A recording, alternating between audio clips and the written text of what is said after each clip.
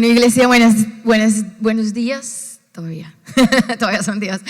Bueno, para mí es un honor estar aquí en esta mañana con ustedes y quiero honrar a sus pastores. Oh, esto está increíble. No me habían dado una de estas. Porque siempre me tocaba. Esta voy a pedir de estas. Bueno, estoy muy feliz y muy agradecida con Dios por estar acá en esta mañana con ustedes. De verdad que sí. Es un honor para mí poder compartir este tiempo y honro a sus pastores que tienen un corazón increíble. Los conocimos hace, no sé, como ya unos mesecitos, ¿cierto? Y estamos ya completamente conectados con el corazón de Dios. Yo creo que definitivamente tienen un corazón increíble. Tienen unos pastores increíbles, den un aplauso a ellos también. Y ámenlos, cuídenlos, apapáchenlos, ¿verdad? Y porque yo sé que eso también están haciendo ellos con ustedes. Bueno, sí, yo, como decía la pastora, toda mi vida he estado en el ministerio. Por eso lo que vamos a hablar hoy además me pega muchísimo, porque toda mi vida, la primera vez que me paré a predicar tenía 13 años y ese día, pobrecitos los que me escucharon, porque casi no me bajo. Duré como 3 horas, pero hoy no va a pasar eso, tranquilos.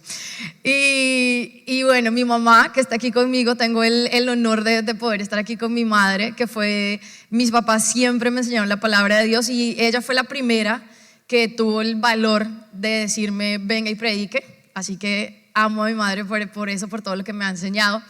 Y feliz de estar aquí con ustedes. Además, soy mamá, primero esposa.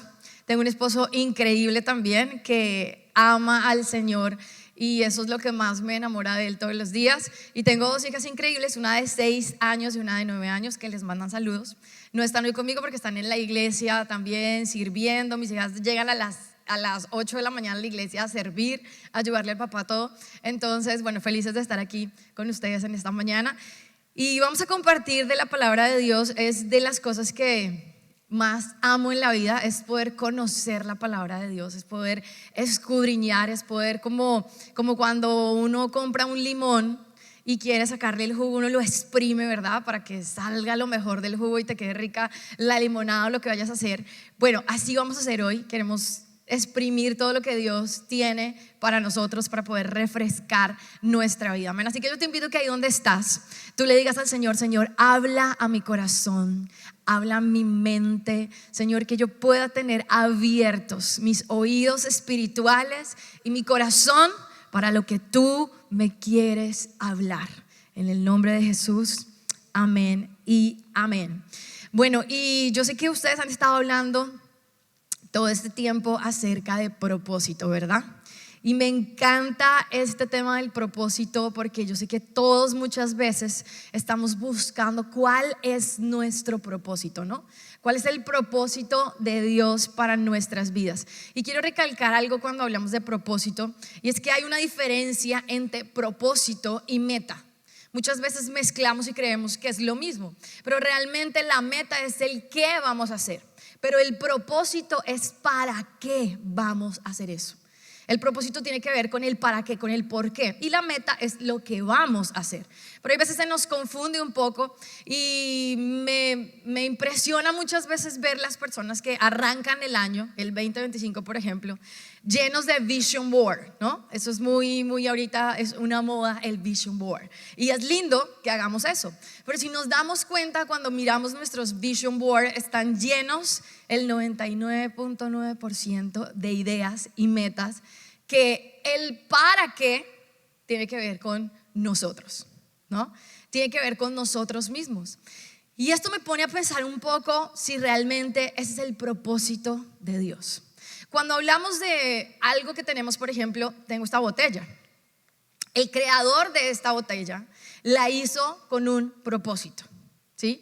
De que aquí pudiese haber un agua y que si yo la muevo no se riegue, ¿verdad? A menos que abra la tapa. Pero la tapa no se va a caer sola, sino que yo tengo que abrir y desenroscar para que se pueda abrir. Tiene un propósito, ¿verdad? Y es que nosotros tomemos agua, la podemos usar para tomar agua. Asimismo, nosotros fuimos diseñados por nuestro Creador, quien también nos hizo con un propósito. Y mira que la palabra de Dios dice, porque yo los he creado para mi gloria. Los he creado para mi gloria. Fui yo quien los formé, dice Isaías en el capítulo 43, versículo 7. Los he creado ¿para qué? Para mi gloria. Pero claro, cuando uno dice, ¿y qué es eso de que nos creó para su gloria? Porque como que suena fácil, pero a la vez es difícil. Y cuando hablamos de la palabra gloria, en el griego quiere decir doxa.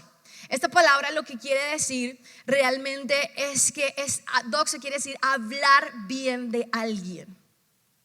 Cuando nosotros fuimos creados para la gloria de Dios, hemos sido creados para que la gloria del Señor se refleje a través de nuestras vidas.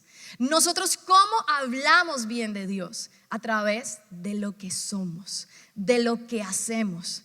Entonces, cuando hablamos del propósito de Dios, es que glorificamos a Dios, cumplimos su propósito a través de ¿qué? De lo que somos, de lo que hacemos. Y por eso me gustaría entrar a una famosa historia de la Biblia que yo sé que ustedes alguna vez la han escuchado, porque de hecho secularmente se conoce también, y es el buen samaritano. El buen samaritano es una historia de la Biblia que yo sé que en alguna vez hemos escuchado por lo menos la frase, este es un buen samaritano, ¿sí? De hecho se ha tomado para como un slang, como una frase de ayuda para decir que alguien es una buena persona.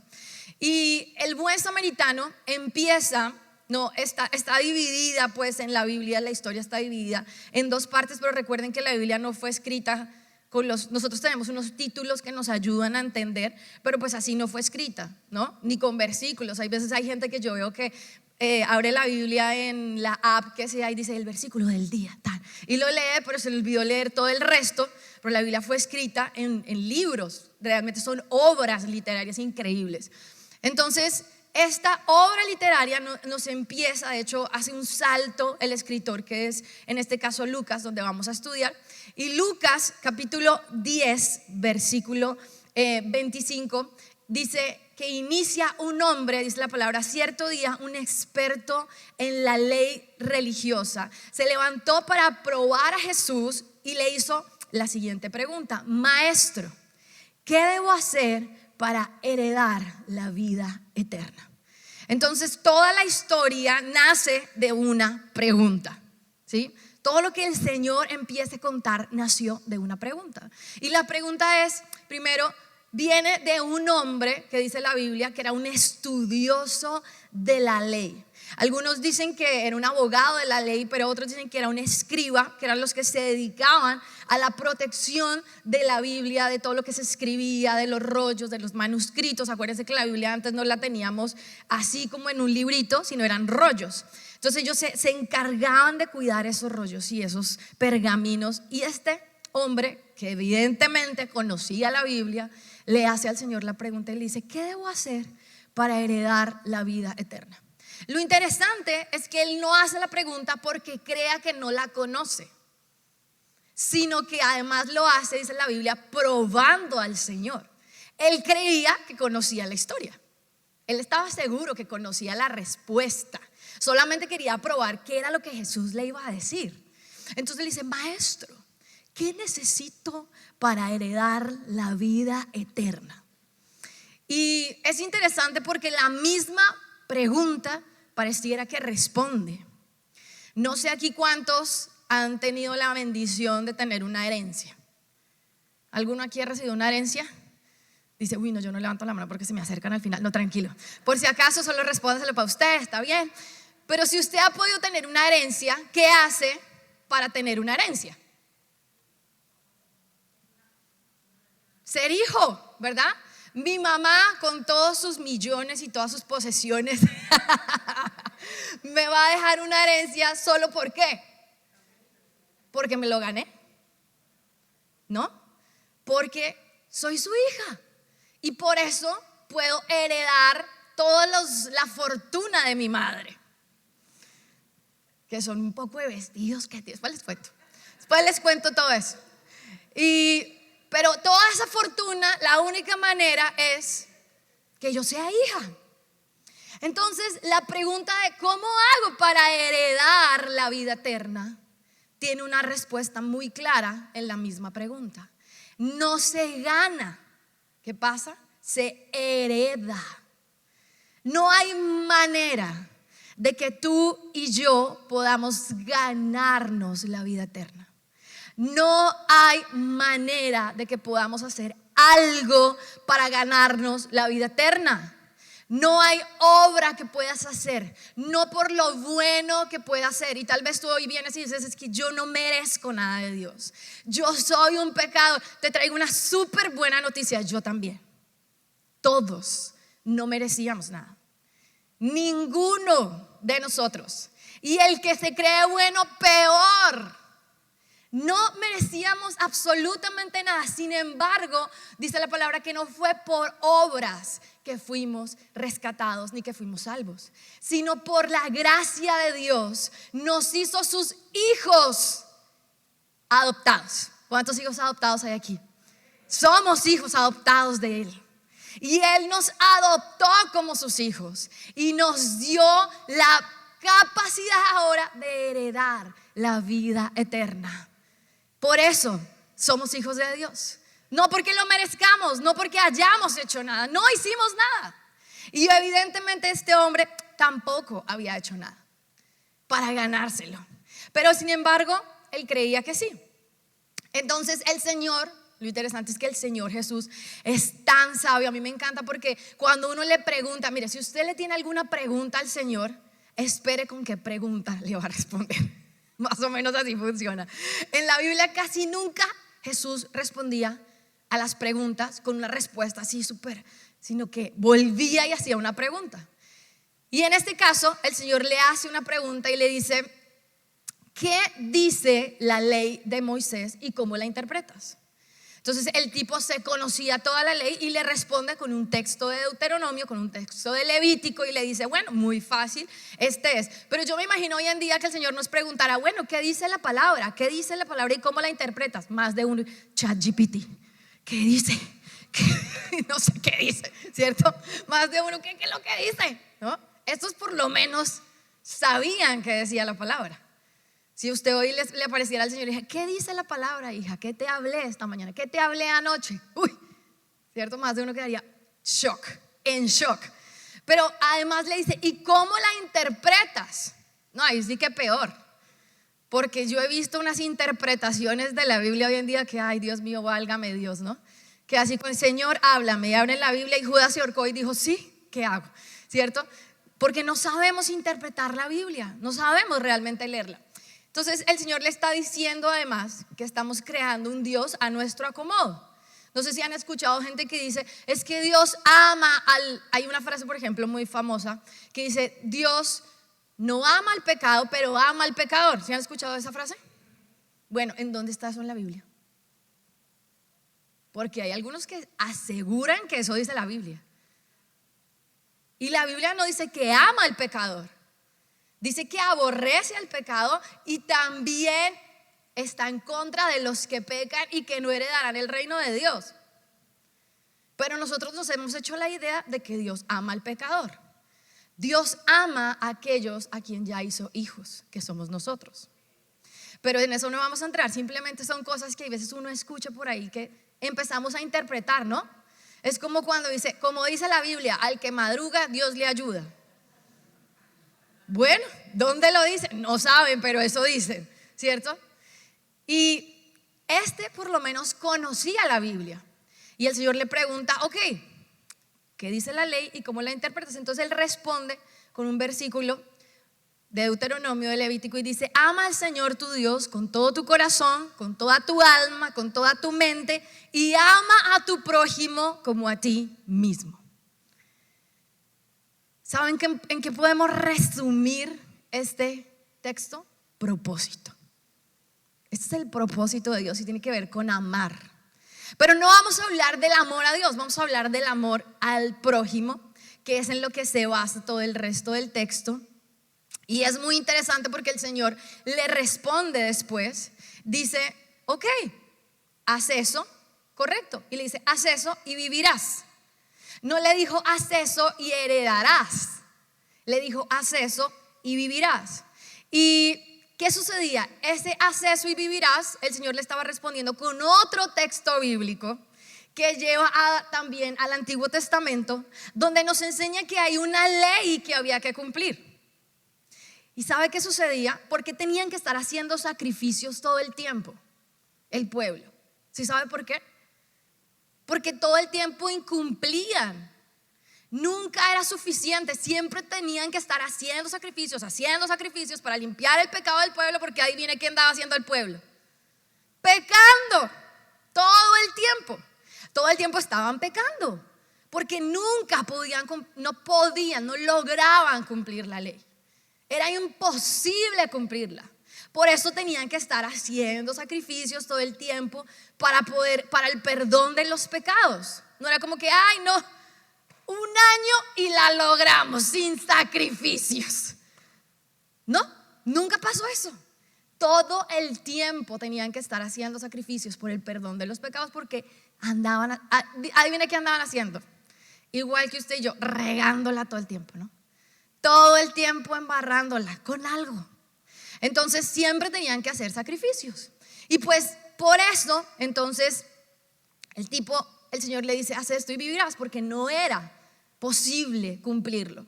Luego le dice la palabra que él le responde queriendo justificar sus acciones y le dice, ¿y quién es mi prójimo? ¿Y quién es mi prójimo?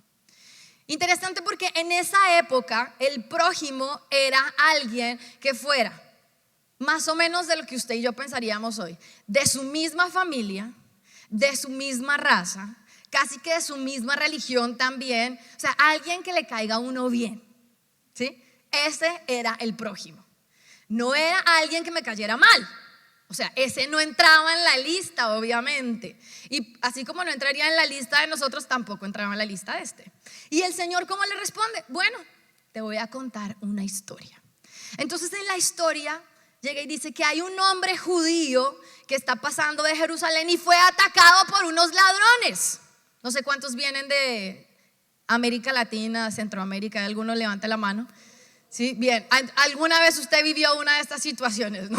Que fue atacado por un ladrón? Si a usted nunca le pasó, Dios gracias. A mí sí me pasó, me robaron varias veces.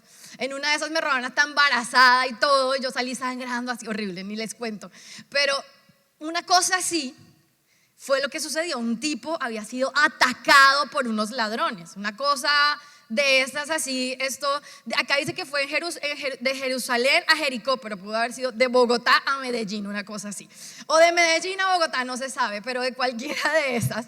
Y simplemente cuando lo alcanzan, dice la palabra que le quitaron la ropa, le pegaron, lo dejaron medio muerto y tirado al lado del camino. Así quedó el tipo. Bueno, algunos, gracias a Dios, no les ha tocado ese tipo de robos, ¿no? No sé si a alguno de ustedes le ha tocado un robo así donde le quiten todo y lo dejen ahí, pero he conocido gente que le ha pasado ese tipo de cosas así, tirados al pie del camino, sin nada y sangrando además. Y dice la palabra que de casualidad, cuenta la historia que el Señor está diciéndoles, pasa un sacerdote. Dice, pero cuando vio al hombre en el suelo, cruzó al otro lado del camino, siguió de largo. Y luego pasó un levita, esta versión dice un ayudante del templo, porque los levitas no eran solamente los que cantaban, no, también ayudaban en el templo. O sea que si usted aquí está sirviendo, arreglando, haciendo algo, también entra ahí.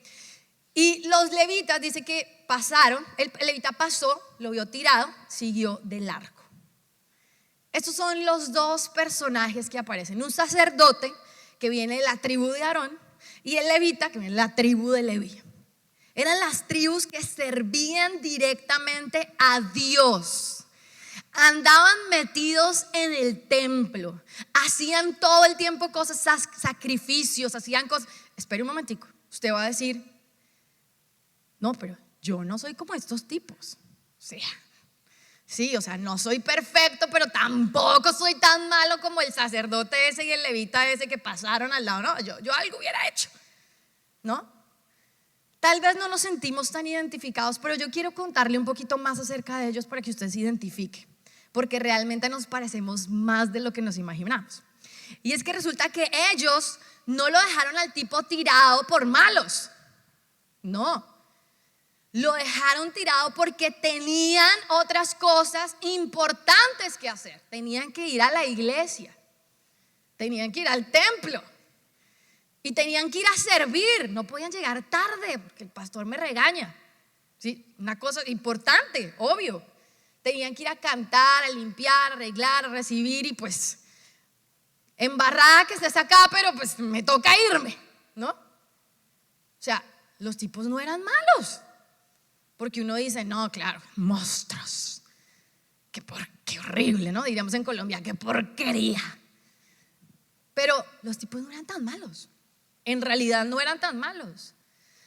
Y yo creo que nos identificamos con ellos en que tantas veces en esa época se quería cumplir la ley. Esa era como la presión de la época para ellos. Pero aquí podríamos decir que pasó Juanita, María, bueno, no sé, un nombre que no esté por acá cerca para que usted no se sienta, Joselito, bueno, no me digan que alguien se llama Joselito. Los 50 de Joselito, eso es de mi tierra. Y el nombre que sea, puede decir acá, pasó, bueno, voy a poner mi nombre, pasó Dayan. Iba para la iglesia, iba a recoger, o lo que sea, iba a recoger sus hijas. Pero los vio ahí tirados y pasó de largo. Y el que estaba en el piso era un judío. Interesante, era de la tribu de ellos, era de los mismos, ¿sí? Y sin embargo, ellos dicen, no, pues ahorita no. ¿Por qué? Rápidamente vamos a ver 3 cosas por las cuales estos hombres no podían hacerlo. Hoy en día no tenemos estas leyes pues que nos llevan a eso. Una ley que ellos tenían era que no podían tocar un cadáver o si no quedaban inmundos todo el día y tenían que irse a purificar por afuera y no sé qué. Entonces si estaba el tipo medio muerto, si lo tocaban iban a quedar inmundos. Entonces era una ley, o sea, es una ley que se siente como ruda, ¿no? O sea, se siente importante. Pero parece que ellos pasaron otra ley más importante por encima de esa. Hoy en día no tenemos esa ley, pero tenemos otras leyes. Y hoy me gustaría hablar de la ley de la comodidad. Tenemos la ley de la comodidad. ¿Cuántos están cómodos en esa silla? Yo los veo ahí cómodos, ¿no? Y con aire y sin embargo uno dice, está haciendo calor, ¿no? ¿Cierto? Dios mío, a donde se dañe el aire de la iglesia no llega nadie, ¿no? O sea, estamos en la ley de la comodidad. Somos defensores de nuestra comodidad. Entonces que a mí me digan que alguien está tirado y que a mí me toque ir a tirarme al piso y arrastrarme y ayudarlo y yo ensuciarme, uy, no, tampoco, no, hasta allá no, porque es que me costó un montón, ¿no? Bueno, pues gaste menos y compre en sale. Pero no, hoy en día no queremos que toquen nuestra comodidad. Y estos, pues, resulta que también les iban a incomodar. No podían ir a servir, tenían que irse lejos a purificarse, los iban a incomodar. Entonces, dice la Biblia, hay una palabra que usa acá interesante en el griego y es antiparerchestai. Para los que quieran aprender. Antiparerchestai, resulta que dice, esto es dar rodeos o pasar de largo. En Colombia podríamos decir hacerse el gringo. ¿Sí ha visto? ¿Sí? ¿Usted alguna vez ha hecho el gringo? Sí, que dice uno, ¿what? No entendí, ¿no? ¿Cierto? Uno se hace el que no entiende nada, aunque cuando uno llega acá a este país y no sabe nada de inglés, uno le toca hacer la del gringo, ¿cierto? ¿What? Pero esto era lo que estaban haciendo. Se estaban haciendo los que no. ¿Por qué? Porque no nos queremos incomodar. No nos queremos incomodar. Y todo lo que tenga que ver con nuestro tiempo es incomodidad. Todo lo que tenga que ver con robar nuestro preciado tiempo. Porque hoy en día, ay no, ya más que aquí pagan por hora. Imagínense, ¿no? Acá hoy en día eso el tiempo vale plata. Yo he escuchado gente diciendo, es que el tiempo es plata, amiga, ¿no? Y por eso no puedo ni irme a tomar un café porque acá el tiempo es plata. Pero uno los ve con el celular ahí. Y nadie le está pagando. Le están sacando su platica si no se ha dado cuenta. Pero eso sí, ahí sí no hay que valga. Pero vaya, dígale a uno que tiene que venir a la iglesia un poquito antes y ya es tiempo, ¿no? Me demoro un poquito más. Todo lo que sea incomodarnos. Hoy no hay leyes. Hoy no hay leyes de estas. En la iglesia casi no se pueden poner reglas, o si no la gente no vuelve, ¿no? Acá es la regla de cuando quieras y como quieras, porque si no se ponen bravos, ¿no? Porque ahora somos defensores de la comodidad. Estamos cómodos y que nadie nos incomode. Además, si usted es como yo, que venimos de nuestros países de Latinoamérica y mucha gente llegó aquí con la idea de que voy a hacer algo, ¿no? Entonces voy a trabajar, voy a luchar por mí, por mi familia. Esos son peor. Porque donde usted les toque algo, yo estaba en una vida muy dura, ahorita vine aquí a hacer otra cosa, ¿no? Acá fue a trabajar, a hacer lo mío. Bueno, ¿a eso te trajo Dios de verdad? ¿Crees eso? ¿Crees que Dios te tiene en este país solo para eso? Vamos a seguir viendo, porque resulta que cuando hablamos de incomodidad, todo lo que quiera tomar nuestro tiempo, nuestros planes, nuestro enfoque, nuestro vision board del 2025, el viaje que tengo que alcanzar, en el nombre de Jesús. Donde eso se me desvíe, nada que ver, se salió. No queremos gastar dinero ni esfuerzo en otra cosa que no sea nuestra comodidad. Estamos en la era de la comodidad.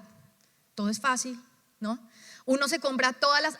Yo cuando llegué a este país conocí todas las ollas que hay. O sea, en Colombia yo conocía las ollas de mi mamá, porque además no cocinaba.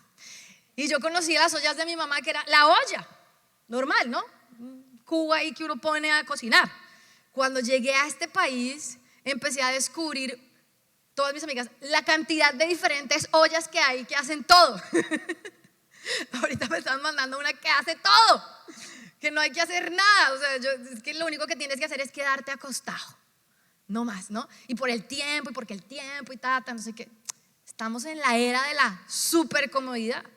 Entonces no queremos incomodarnos. No queremos invertir en lo que no produce. La era de la productividad, ¿no? Productividad. Todo el tiempo necesitamos ser productivos, ¿no? Tenemos que producir. Acá hay que estar produciendo. ¿Se han escuchado eso? En este país hay que estar produciendo. Pues en Colombia también. Si usted no trabaja, no come, en todo lado, ¿no? Pero yo escucho aquí a la gente que se dice, en este país hay que estar produciendo todo.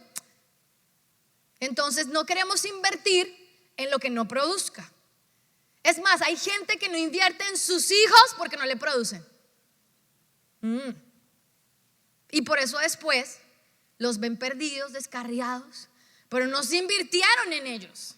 No te inviertes en tus hijos, no te inviertes en relaciones, no te inviertes en otros si no te producen.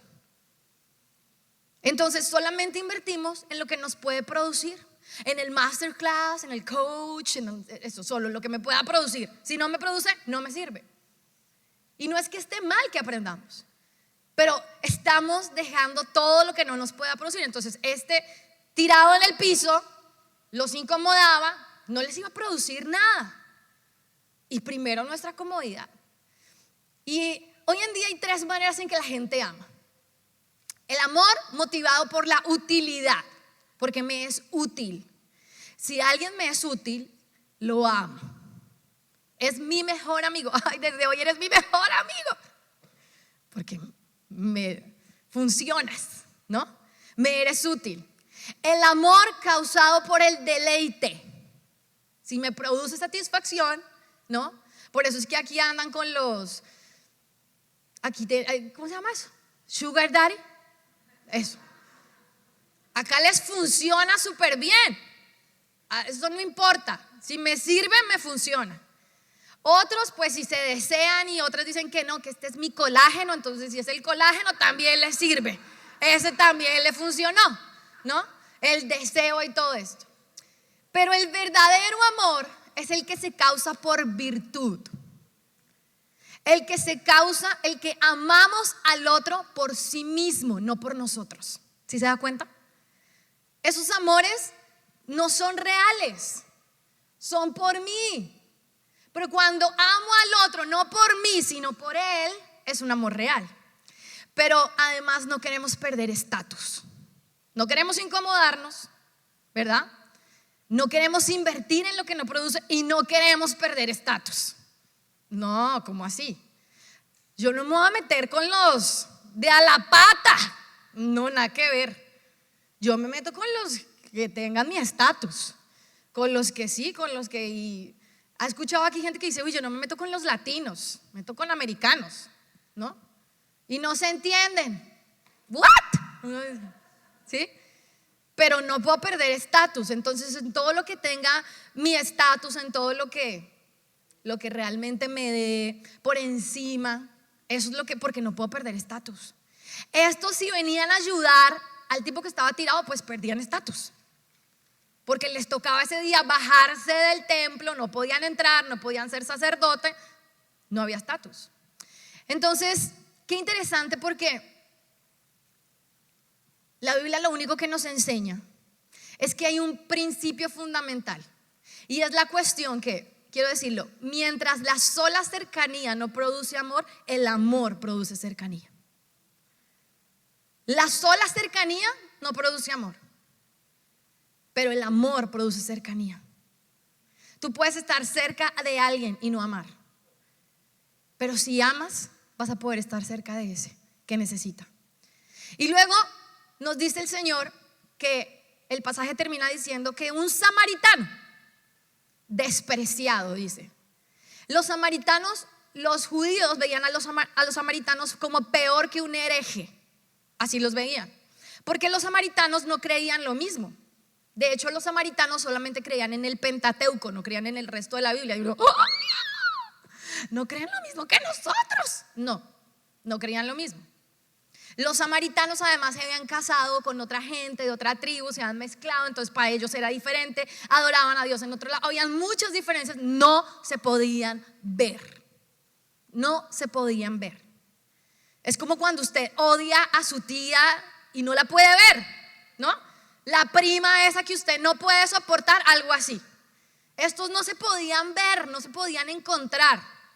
Pero el Señor dice, hay un judío en el camino y un samaritano se acerca. El sacerdote no, el levita no, pero el samaritano, el despreciado por ustedes, se acercó. ¿Y qué dice la palabra? Dice, cuando vio al hombre, sintió compasión por él y se le acercó. 3 cosas que hizo. Diga conmigo, 3 cosas. 3 cosas que necesitamos hacer. Primero que hizo, vio. Diga conmigo, vio. Necesitamos ver, iglesia. Hay un texto de la Biblia que dice, saquen a la gente que tiene ojos pero está ciega. Podemos estar con los ojos abiertos y no ver la necesidad de niños, de madres, de gente que para nuestros ojos se vuelven invisibles. Por nuestra comodidad, el mundo que necesita es invisible. Por el celular, mira, hay gente que puede tener ojos pero está así todo el día, no ven nada más. Los adolescentes de este día, usted tiene hijos adolescentes que no quieren venir a la iglesia, sáquelos de ese celular, mándelos a un lugar a servir y a que vean la necesidad y verá qué se les va pasando. Pero si les sigue alimentando la renta del celular, nada que hacer, ahí se quedaron, no tienen nada más que ver. Usted y yo mismos no tenemos nada más que ver. Ahora uno ve los abuelitos envueltos en el celular horas, no tienen nada que hacer. Y entonces lo único que hacen es en el celular. Hay abuelitos que querían estar produciendo algo, ayudando a alguien. Hay tanto por hacer, tanta necesidad en este mundo y no estamos haciendo nada. Porque no queremos ver, porque la tecnología nos ha enceguecido, porque nuestra comodidad, defendiendo nuestra comodidad, estamos ciegos. Lo primero que hizo este tipo fue que vio. Luego dice la Biblia que sintió compasión, sintió misericordia. Necesitamos sentir. Diga conmigo, debo sentir. ¿Sabes tú y yo por qué estamos acá? Porque la palabra dice, Dios que es rico en misericordia, por su gran amor por nosotros, nos dio vida con Cristo, aun cuando estábamos muertos. ¿Qué hizo Cristo? Rico en misericordia. Y por eso tuvo amor. ¿Sabe qué quiere decir misericordia? Misericordia quiere decir miser, que viene de miseria, y cordia, que viene de corazón. Es sentir dolor en tu corazón por la miseria del otro. Eso es misericordia.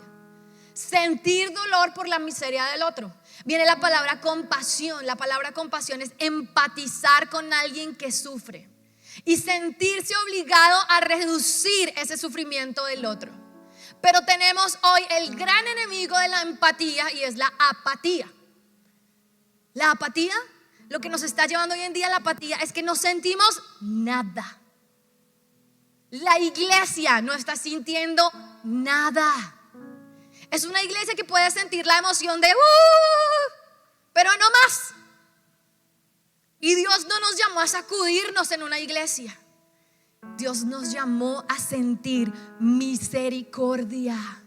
Y por eso está contando este texto y está diciendo, este hombre sintió ¿qué? Misericordia, fue movido a compasión. Mira, yo quiero decirte algo, y que una iglesia que no tiene misericordia está fuera del propósito de Dios. Una vida cristiana que no tiene misericordia está fuera del propósito de Dios. Porque recuerdas que te decía que el propósito de Dios era glorificarlo a Él, hablar y mostrar su gloria, lucir su gloria. ¿Cómo vamos a lucir su gloria si somos egoístas? Cuando Él fue el menos egoísta, dio su vida por ti y por mí. Fue a la cruz por ti y por mí. Dejó todo su trono, vino a sufrir por nosotros. Pero nosotros hemos sido tan egoístas, defendiendo nuestra comodidad, que no somos capaces de sentir compasión. Ya no nos duele, ya no sentimos nada. La iglesia está ocupada en defender su comodidad, que hemos perdido la sensibilidad. No sentimos. Y por eso Santiago capítulo 2 versículo 14, luego dice la palabra que él vio, sintió y por último se acercó. ¿Qué hizo por último? Vio, sintió y se acercó. Se acercó quiere decir que hizo algo, se movió.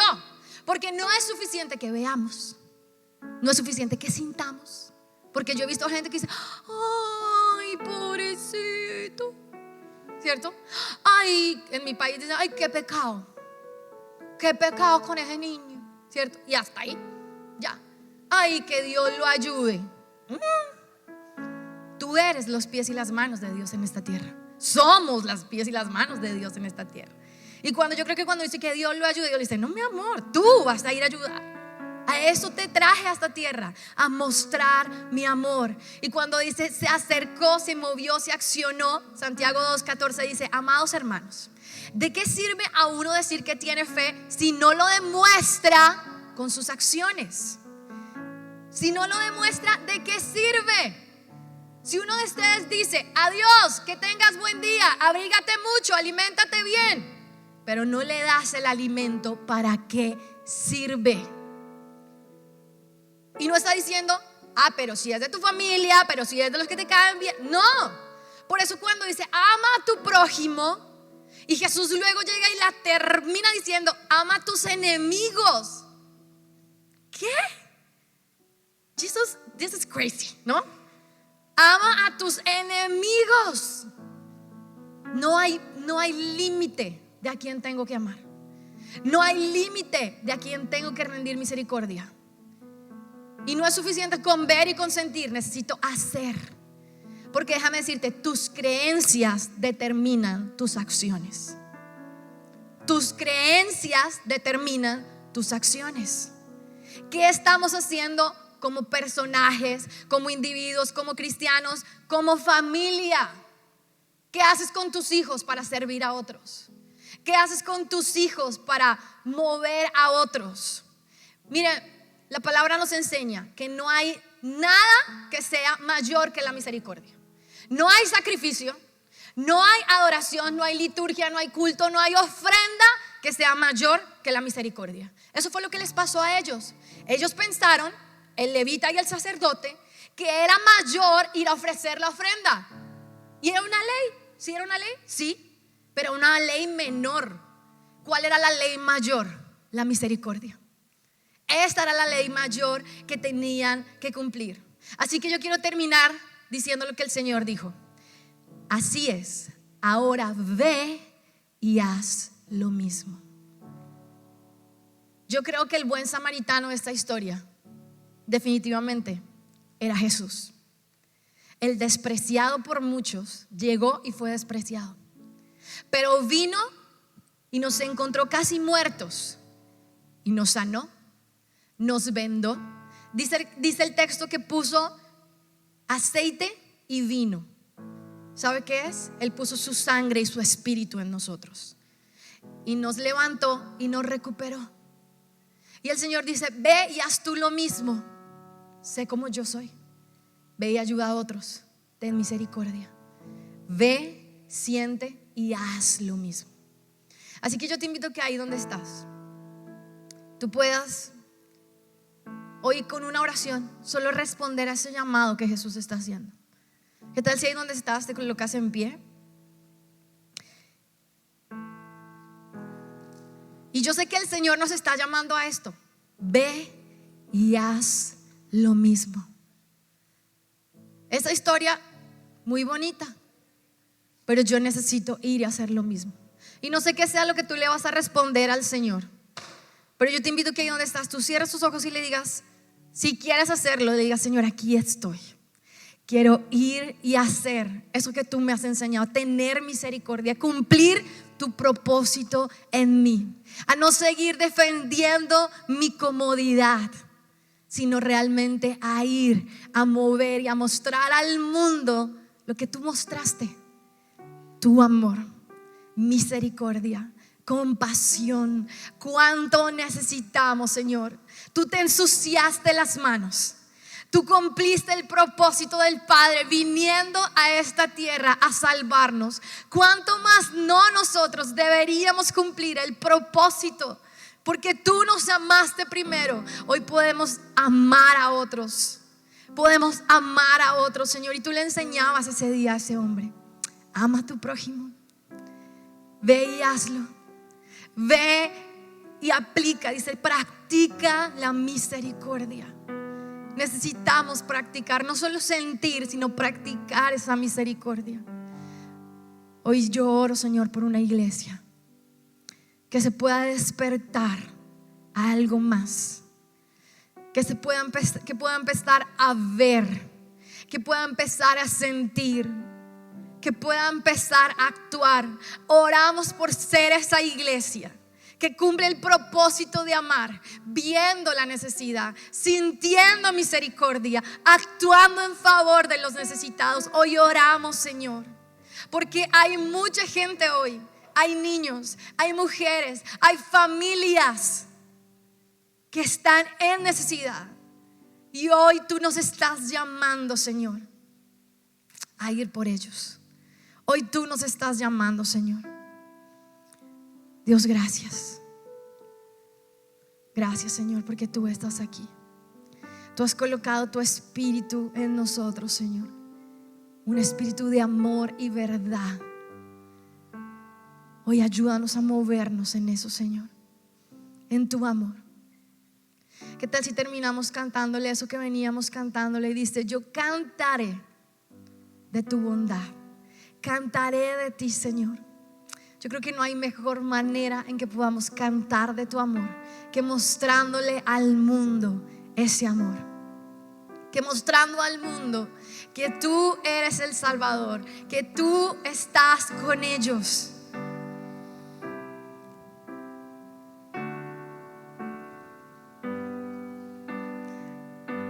Dile al Señor, dile: en mi vida has sido bueno. Dile, en mi vida has sido tú. En mi vida has sido tan fiel. Con mi ser, con cada aliento. Dile, yo cantaré de la bondad de Dios. Cantamos de tu bondad con lo que hacemos en las calles, con lo que hacemos a los necesitados. Dile, Mi vida ha sido bueno. Oh, en mi vida ha sido tan fiel. Por mi ser, con cada aliento, yo cantaré de la bondad de Dios. Señor, y oramos para que tu bondad que nos alcanzó podamos ir a mostrarla al mundo, a este mundo que te necesita. Ese es nuestro llamado, ir a mostrar tu amor, ir a decirle al mundo que hay un Jesús que nos amó, que los va a amar, y no solamente llegar con una palabra, sino aún llegar con todo lo que nos has dado, Dios. Gracias, gracias, en el nombre de Jesús, amén. Dale un aplauso a Él.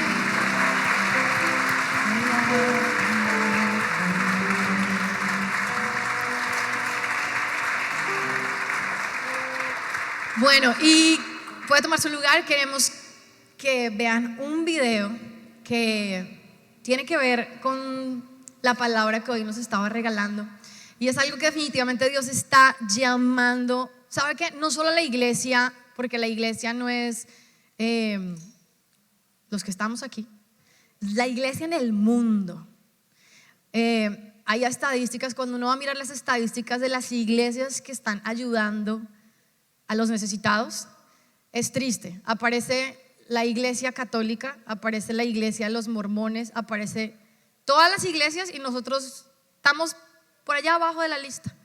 Así que los quiero invitar a que veamos este video y que empecemos a pensar un poquito en cómo podemos ir a hacer lo que el Señor dijo. Ve y haz lo mismo.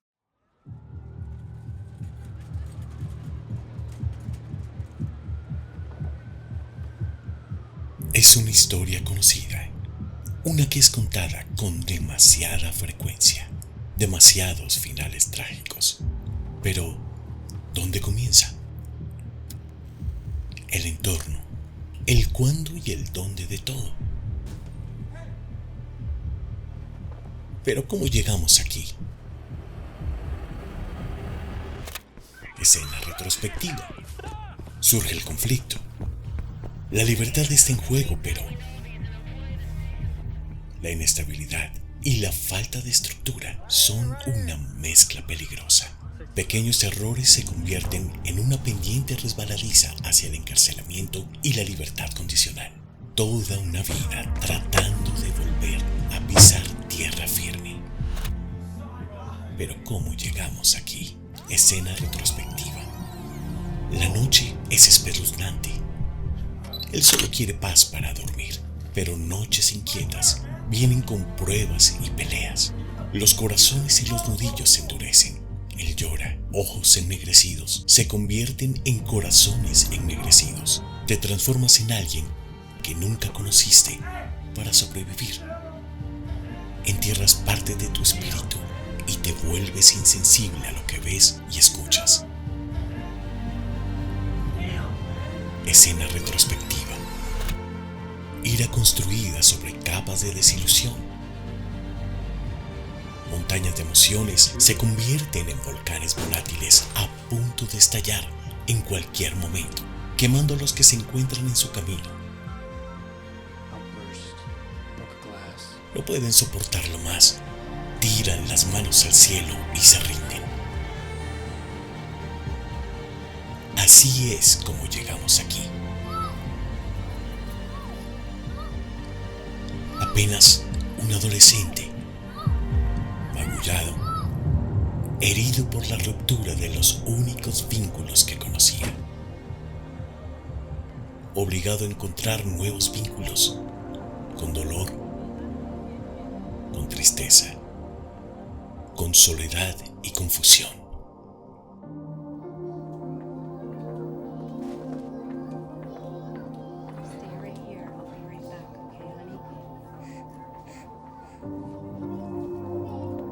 solo deseando una sensación de calma, refugio de la tormenta que ha sido su vida.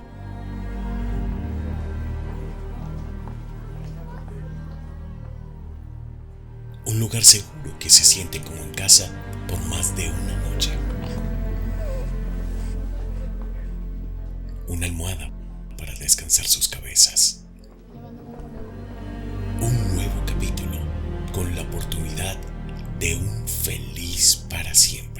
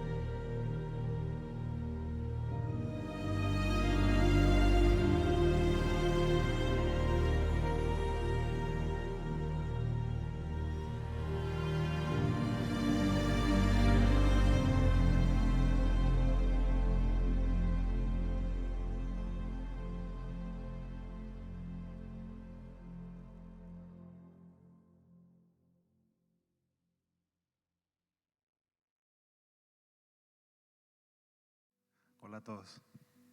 Antes de tocar un poquito en el tema sobre el video y algo que conecta con la prédica, es entender de que Dios nos ha dado mucho a cada uno de nosotros y muchas veces nos hemos acostumbrado solamente a recibir, recibir y recibir, y muchas veces tenemos que entender que también tenemos que dar hacia Él, para Él y por Él. Esta es una manera. Tienen unos pastores increíbles, el cual los puede direccionar en cómo ustedes pueden dar. Lo único que les aconsejamos es orar, preguntarle a Dios qué hacer. Y con esto que les estamos presentando hoy en día, tenemos el privilegio de ser parte de esto tan increíble y el poder ayudar a niños que no tienen ningún hogar. Les voy a dar unas estadísticas que estoy seguro que ustedes no saben. El año pasado en Miami hubieron casi 1000 niños removidos de sus hogares. En Broward, 800 y pico. ¿Removidos por qué? Negligencia, abuso de drogas, maltrato infantil, venta de niños, y es algo que se ve muy fuerte. En los Estados Unidos hay casi 400,000 niños registrados sin un hogar, huérfanos. Imagínense que en los Estados Unidos hay 500,000 iglesias registradas. Imagínense que una iglesia puede ayudar a un niño, a uno. Esto se acaba. Nuestra intención como organización es licenciar familias para que puedan ser un hogar de acogida, un hogar temporal o adopción. Todo esto se puede dar a través de nosotros, pero nuestra intención y nuestra misión es solamente trabajar con personas que tienen a Dios en sus corazones. Solamente con eso. Trabajamos solamente con cristianos. Somos una organización 100% cristiana y nuestra misión es poder ayudar a otros cumpliendo el objetivo más grande, es que cada niño tenga un hogar, y no vamos a parar hasta que eso suceda. Ovejita.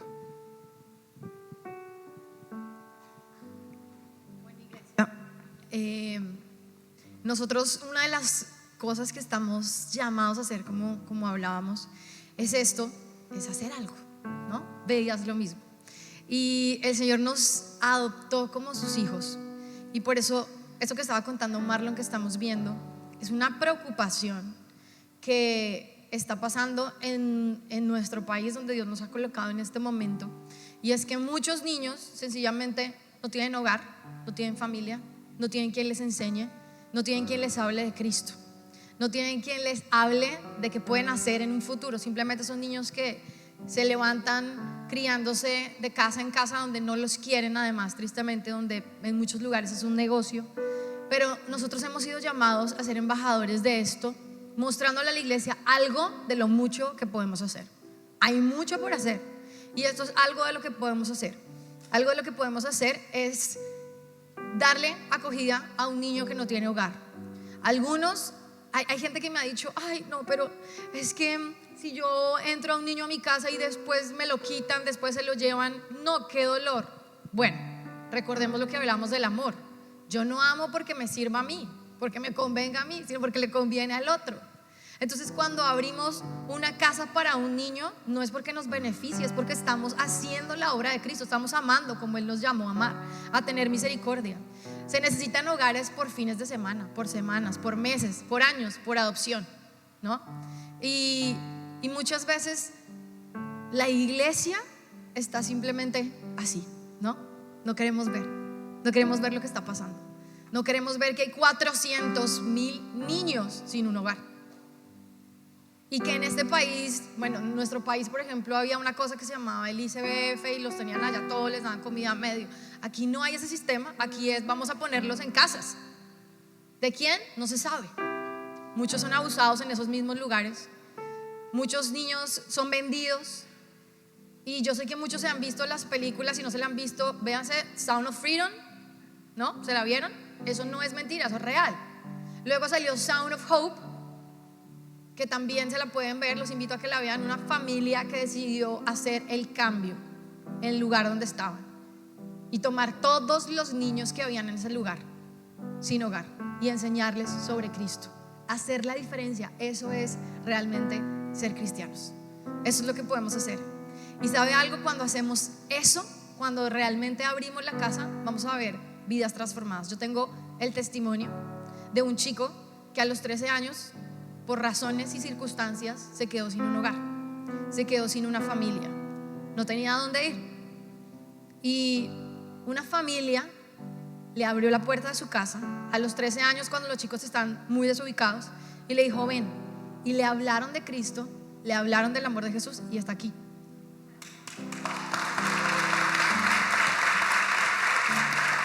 Y además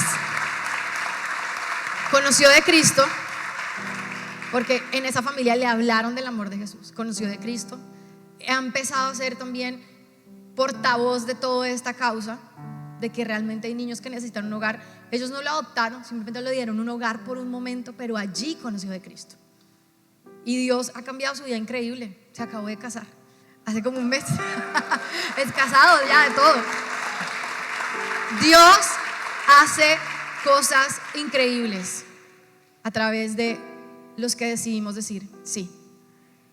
Hay muchas maneras. Ahora, mucha gente dice: yo tal vez no puedo tener un niño en mi casa, pero los pastores ya se inscribieron, por ejemplo, a un portal donde llegan necesidades de personas que no tienen nada en ese momento. Y yo hace poco fui donde una chica, como por Miami Beach, le llevé unas ayudas, oré por ella, una chica con 4 hijos. Y la Biblia no nos dice: ay, no, que usted opine a ver por qué tuvo 4, por qué no, porque uy, como 4, pero ¿qué le pasa? Dios no nos dijo: mire cuál es el que está en el piso y revise por qué le pasó. Dice: vaya y haga lo mismo, ame. Y hay muchas maneras en que podemos amar. Así que yo te invito, iglesia, que seas parte de esto, que puedes hablar con tus pastores. Ellos tienen un corazón de amar increíble también. Así que puedes hablar con ellos. Ellos te van a decir: mira, puedes hacer acá, puedes ir acá, podemos hacer esto. Y yo sé que Dios está moviendo a esta iglesia a ser una iglesia que hace y que muestra a Jesús afuera. Así que vamos a orar para que el Señor siga haciendo eso, amén. Señor, gracias por esta iglesia, por Mission Church, porque es una iglesia que se va a levantar en medio de esta comunidad para hacer la diferencia, para amar a los necesitados, para mostrar misericordia, para ver lo que está sucediendo e ir a ser los pies y las manos de Jesús. Gracias, Señor. Oro para que tú coloques en cada uno de los corazones lo que tú quieres hacer, Espíritu Santo, que le muestres y le reveles a cada uno lo que debe hacer, la manera en que debe ayudar. No sé cómo sea que tú estés diciéndole a cada persona aquí que haga o que se mueva, pero yo te pido que tú obres en sus corazones y les muestres en el nombre de Jesús. Amén y Amén. Agradezco a los pastores por la invitación y feliz de estar acá con ustedes, pastor.